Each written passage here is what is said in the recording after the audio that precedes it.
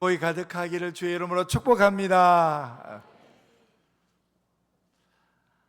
예수님께서 나사로가 죽은 지 3일 후에 오셨습니다. 왜 그렇게 오셨을까?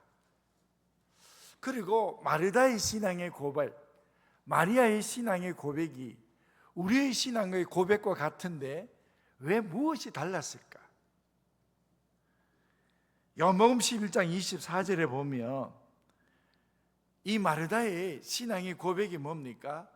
마지막 날에 부활할 때 다시 살아날 줄을 내가 아나이다. 우리도 마지막 날에 이 부활의 소망을 가지고 사는 것, 그리고 주께서 누가복음 6장 54절에 이렇게 말씀을 하셨지 않습니까? 내 살을 먹고 내 피를 마시는 자는 영생을 가졌고 마지막 날에 내가 그를 다시 살리리니. 이 마르다의 신앙의 고백이 마지막 날에 라고 말하고 있지 않습니까? 마르다의 마지막 날에, 그리고 이 예수님께서 말씀하시는 지금 마지막 날에 내가 그를 다시 살리리라, 이 말씀이 무엇이 다른 것입니까? 예수님께서 마지막 날, 부활의 날에 다시 살 것을 내가 믿습니다 라고 말하는 이 마르다의 신앙의 고백과 지금 예수님께서 말씀하시는 요한복음 6장 54절에 내 살을 먹고 내 피를 마시는 자는 영생을 가졌고 마지막 날에 내가 그를 다시 살리리라, 이게 뭐가 다른 것입니까? 마지막 날에, 영광의 날에 모두 다가 만날 것을 말하고 있지 않습니까? 여러분, 요한복음 6장 54절을 우리가 자세히 살펴보면 또 이와 같은 의미가 있습니다. 요한복음 6장 54절에 내 살과 내 피를 마시는 자는 무엇을 가졌습니까? 영생을 가졌고 영원한 생명을 가졌고. 그러면 여러분, 이 영원한 생명을 가졌다는 것은 우리가 피부적으로 어떻게 느끼면 좋겠습니까? 이 말씀은 내 삶이 죽는 날, 그 순간에 내 영혼이 주와 함께 영원히 사는 그 생명을 내가 가졌습니다. 다시 말하자면 예수님께서 십자가에 달린 그 강도를 보면서 오늘 너가 나와 함께 낙원에 있으리라, 이게 영생을 가진 자의 그 축복 아닙니까? 육신이 죽으면 그 영혼은 주와 함께 영원히 살 것이다. 그래서 이것이 뭐냐면 영생을 가졌고 이런 뜻이지 않습니까? 여러분, 영생을 가졌으면 내 몸은 안 죽습니까? 여러분, 내 몸은 죽습니까? 안 죽습니까? 영생을 가졌다면서요. 영생을 가졌고라는 이 표현은 어떤 의미냐 그러면, 여러분, 죽음이라는 이 의미가 뭐냐 그러면, 죽음이라는 것은 딱 이겁니다. 영혼이 떠나니라, 이게 죽음이에요. 그러면 그 영혼은, 떠난 영혼은 어떻게 됩니까? 어떤 자는 심판을 받고 어떤 자는 부활의 영생의 복을 받는 겁니다. 그러면 여기에 영생을 가졌다 이렇게 표현하는 것은 영혼이 떠나다, 그래서 육신이 죽다라는 표현은 영혼이 떠나가기 때문에 그 육신은 죽은 것입니다. 그 영혼은 주님과 함께 영원히 사는 겁니다. 그래서 십자가에 달린 강도의 육신은 죽었습니까? 살았습니까? 확실히 대답 안 하실래요? 십자가에 달린 강도는 죽었습니까? 살았습니까? 뭐가 죽은 거예요? 그는 육신이 죽은 거예요. 죽었다는 얘기는 무슨 뜻이라고요? 영혼이 떠나니라, 이게 죽은 겁니다. 육신이 있는데 영혼이 떠나면 그 육신은 죽은 겁니다, 여러분. 십자가에 달린 강도는 죽은 것입니다. 왜요? 영혼이 떠났지 않습니까? 그런데 예수님께서 뭐라고 말씀하세요? 오늘 너는 나와 함께 낙원에 있으리라, 그러지 않습니까? 이 낙원에 있다는 얘기는 영혼이 떠나가는데 그래서 육신은 죽었는데 그 영혼은 주님과 함께 영원히 산다는 표현 아닙니까? 그래서 오늘 너가 나와 함께 나군에 있으리라 이렇게 표현하지 않습니까? 그래서 십자가에 달린 강도의 몸은 죽었고 그럼에도 불구하고 영혼은 떠나갔으니 그 영혼은 주와 함께 나군에 영원히 거하리라. 여러분 이 표현이 뭐라고요? 영생을 가졌다 이런 표현이에요.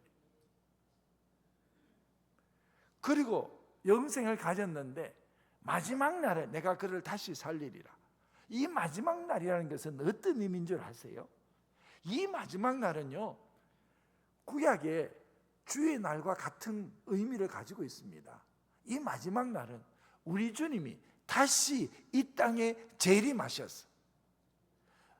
그래서 심판과 그리고 영원한 심판과 영원한 구원을 온전히 보여주시는 그날, 그 마지막 날에 산자와 죽은 자가 다 영광스러운 주님 안에서 함께 영원한 삶을 누리는 것을 가지고 마지막 날 이렇게 표현을 하는 겁니다.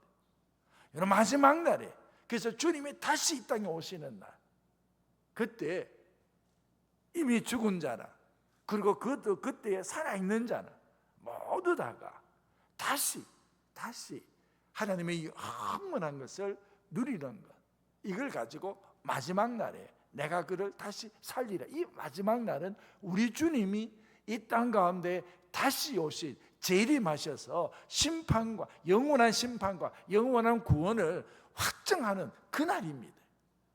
여러분 이런 날에 우리는 영원한 하나님의 나라 그 영생이 우리의 갈 자리인 줄로 믿습니다. 그런데 예수님께서 그 마지막 날에 다시 살 줄로 믿습니다. 마지막 날에 부활할 줄로 믿습니다. 어떤 이는 영생의 부활로, 어떤 이는 심판의 부활로. 그래도 마지막 날에 라고 표현하지만 예수님께서는 딱 이렇게 말씀하세요. 내가 부활이야, 내가 생명이야, 딱 이렇게 말씀하세요. 다시 말하자면 이 죽음 앞에서조차 지금 죽음 앞에 사흘 동안 돌 속에 있는 무덤 속에 있는 그 나사로를 보면서 죽음 가운데 있는 그 죽음을 목도하는 마르다와 마리아는 그 죽음 속에서 죽음의 현실 속에서 부활의 신앙이 그 죽음의 현실을 뚫고 이겼어. 그 죽음의 현실을 소망 가운데에 이겨내라는 것입니다. 그런데 여러분 실제적으로 마리아와 마르다는 그 죽음의 현실 앞에 통곡하지 않습니다. 그 죽음의 현실 앞에 절망하지 않습니다.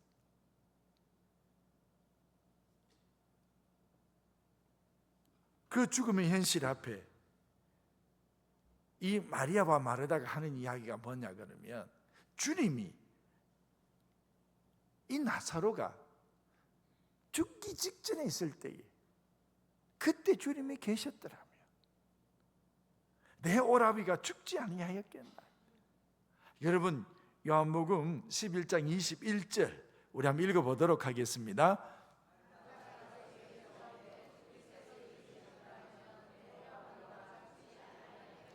(32절) 우리 한번 읽어보도록 하겠습니다.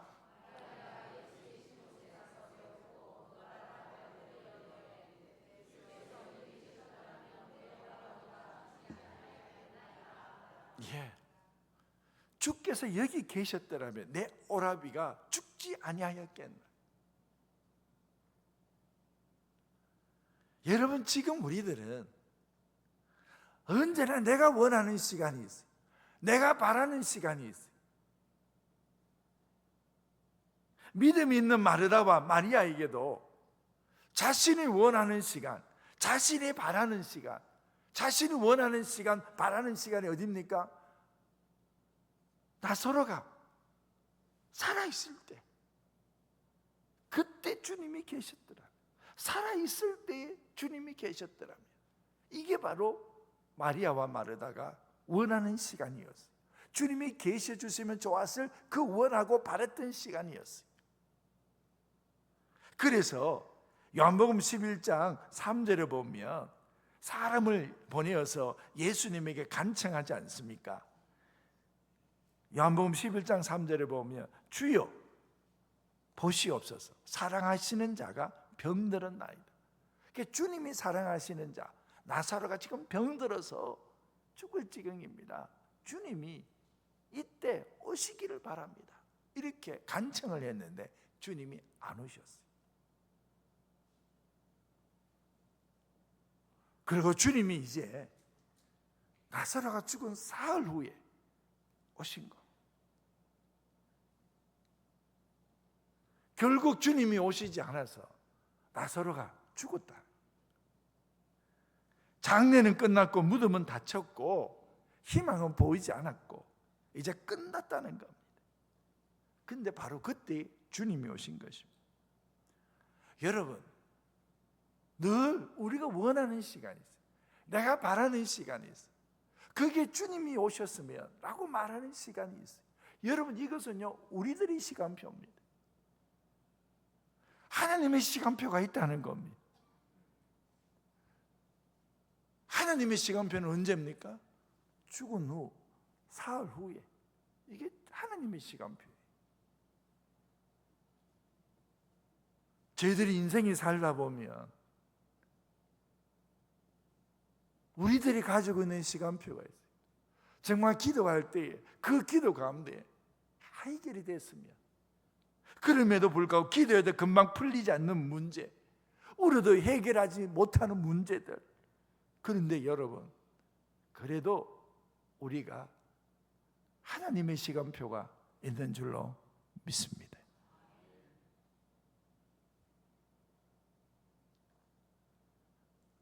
왜 주님께서는 3일이 지나서 나사로의 무덤 앞에 오시는 겁니까? 좀 일찍 오시지요. 근데 왜 주님이 3일 후에 죽은 나사로의 무덤 앞에 오신 것입니까? 이유가 무엇입니까? 여러분, 주님이 누구신지를 보여주는 겁니다. 오늘 본문이 묻는 질문이 딱 그거 아닙니까? 이유는 분명합니다. 주님이 누구신지를 보여주시기 위함이라는 겁니다. 왜요? 지금의 현실을 한번 보십시오. 지금 예수님께서 보여지는 그 현실이 어떤 현실입니까? 요한복음 11장 33절 저희들 다 같이 한번 읽어보도록 하겠습니다. 예수께서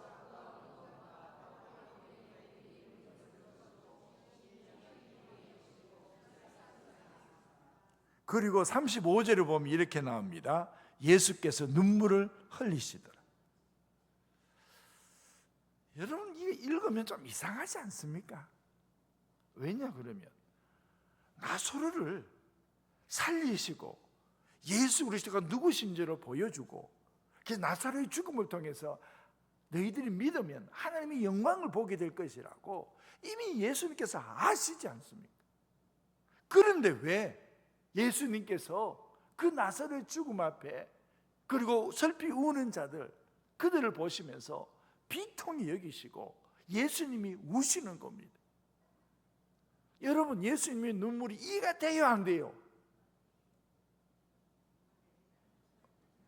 이해가 됩니까, 안 됩니까? 된다고요? 아니, 나사로가 죽었다가 다시 살리실 것을 예수님 모르셨어요? 아세요? 아시잖아요. 그런데 왜 비통하시고 왜 눈물을 흘리세요? 아니, 성경을 읽으면 우리들의 생각이 그래요. 아니, 왜 그러시지? 예수님이 지금 3일 후에 그것도 간청해서 빨리 오시라고 충분히 오실 수 있는 거리인데도 불구하고, 그리고 마리아 마르다가 그렇게 간청해서 우리 오라비가 죽게 되었다고 예수님께서 오셨으면 좋겠습니다 간청했잖아요. 그러면 우리 같으면 달려가잖아요. 그런데 예수님께서는 그냥 기다리셨어요. 그리고 3일 후에는 오셨어요. 거리가 3일이 됩니까? 아니에요, 여러분. 한낮이면 올 수 있어요. 금방이라도 올 수 있어요.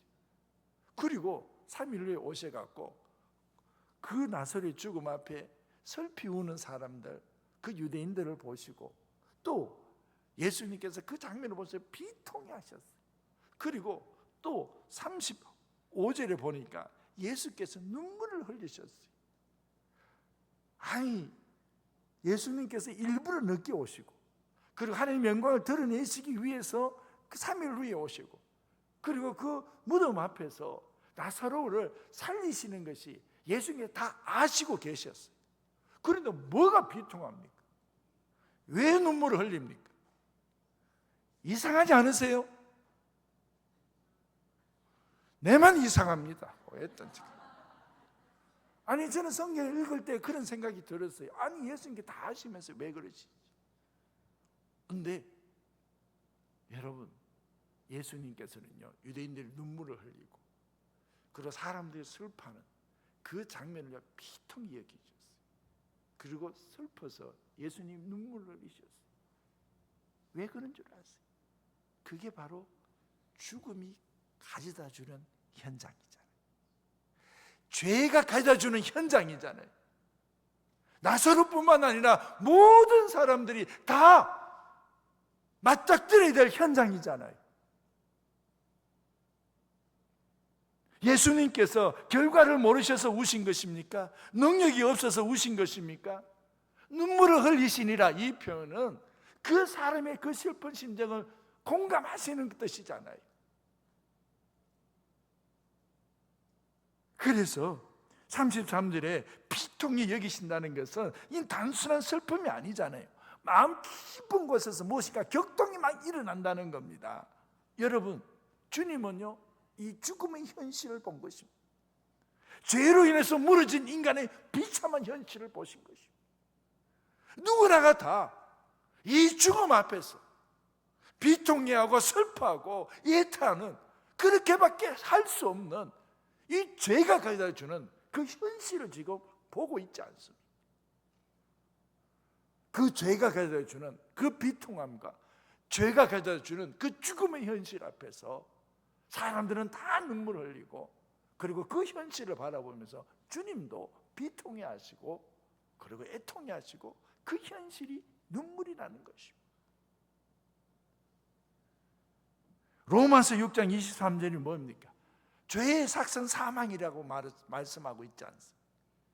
이 죄의 현실을 한번 보라는 겁니다.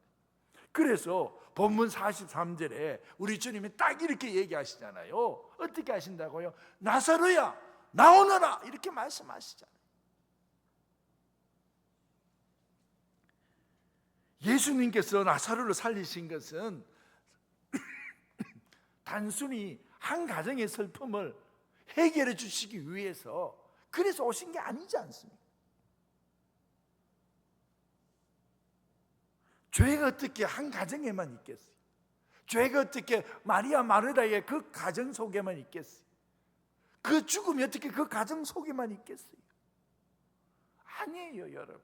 언젠가는 이 죄의 현실이 가져다주는 그 죄의 삭스, 사망이라는 이 현실 앞에 누구나가 다 서게 되고, 그 죽음 앞에 있는 그 죄가 가져다 그 현실을 보면서 너무 슬픈 거예요.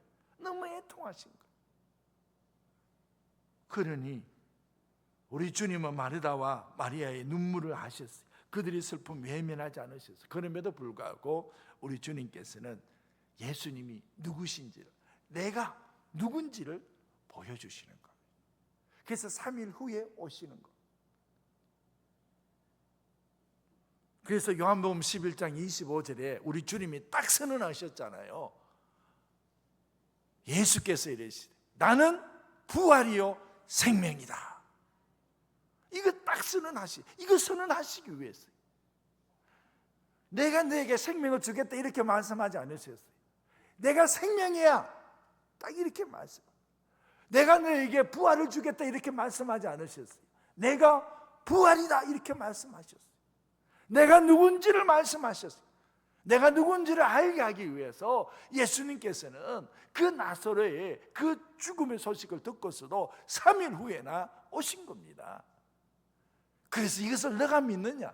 믿는 자에게는 하나님의 영광을 보게 될 것이라고 말씀하고 있습니다. 우리는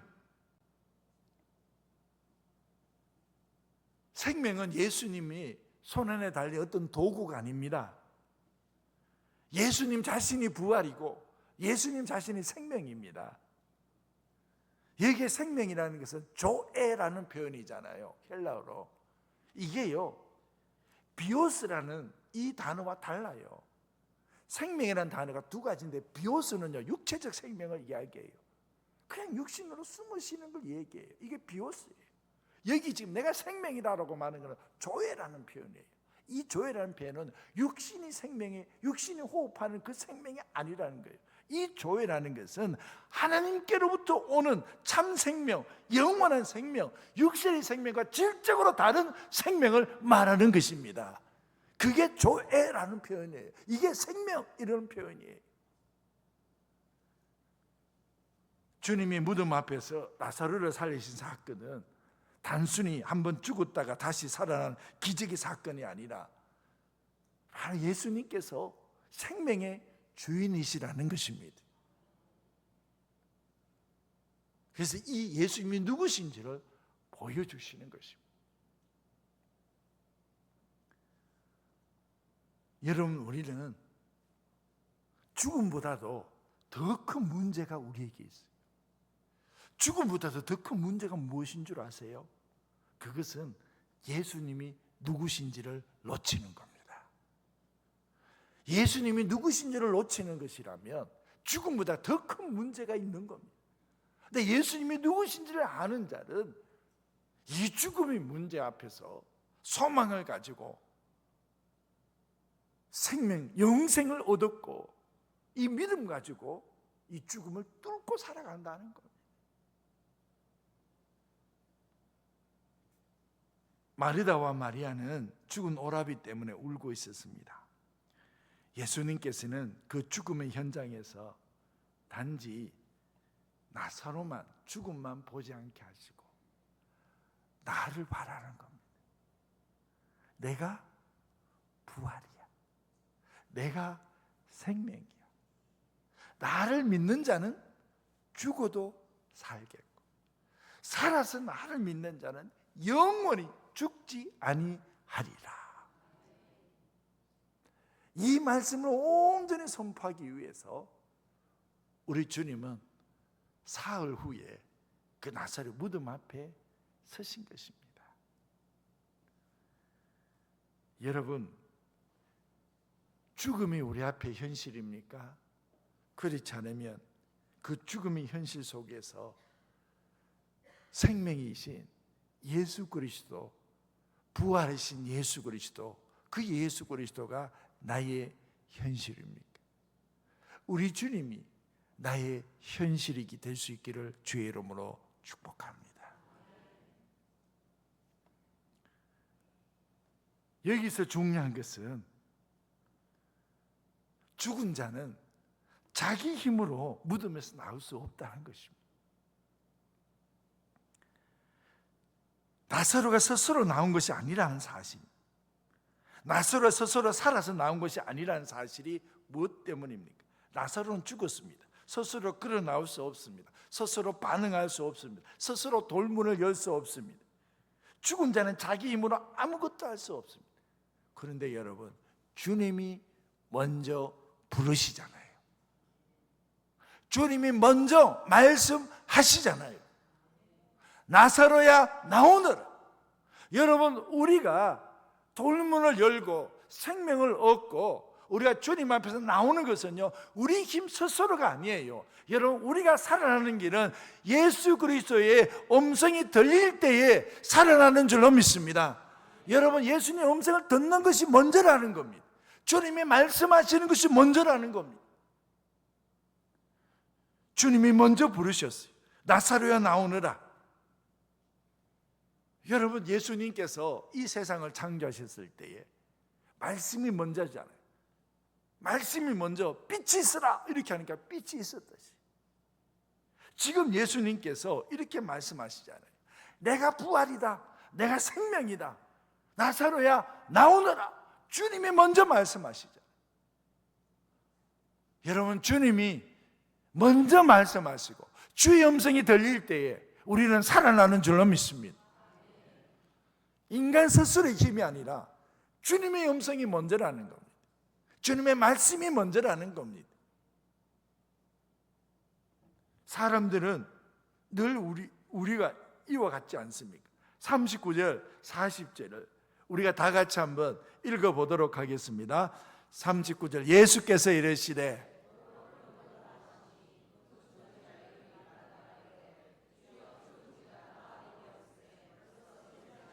여러분 40절 보십시오. 시작. 예수께서,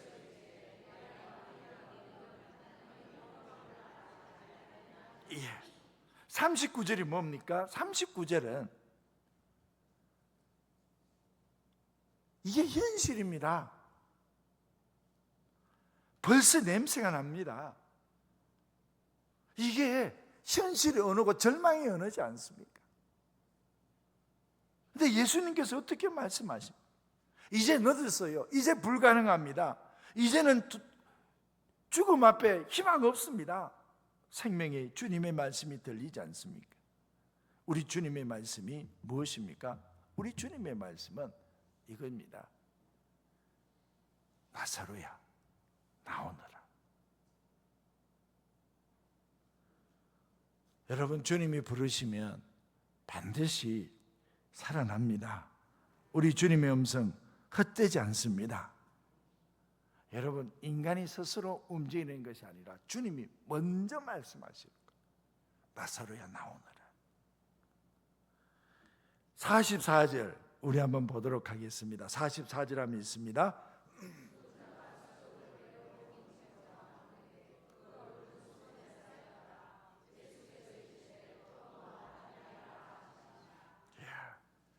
살아났습니다, 여러분. 기적이 일어났습니다. 무덤에서부터 나왔습니다. 근데 여전히 나사로의 몸은 어떻게 됐다고요? 그 얼굴은 수군에 사였더라. 예수께서 말씀하십니다. 풀어 놓아 다니게 하라. 살아났는데 배로 동여져 있어요. 수군의 얼굴이 사였어요. 살아났는데 아직까지 자유롭지 못해. 생명은 회복이 되었는데 움직임에 제한이 있어요. 그래서 풀어놓아 다니게 하라, 이렇게 말씀하셨어요. 이 말씀이 중요하다는 거예요. 예수님께서는 죽은 자를 다시 살려놓는 것만이 아니라 살아난 생명이 움직이도록 만드는 겁니다. 여러분, 저희들 예수님 믿고 구원받았지 않습니까? 생명을 얻었지 않습니까? 그런데 아직도 묶여있는 것들이 많아요. 동요있는 것들이 많이 있어요.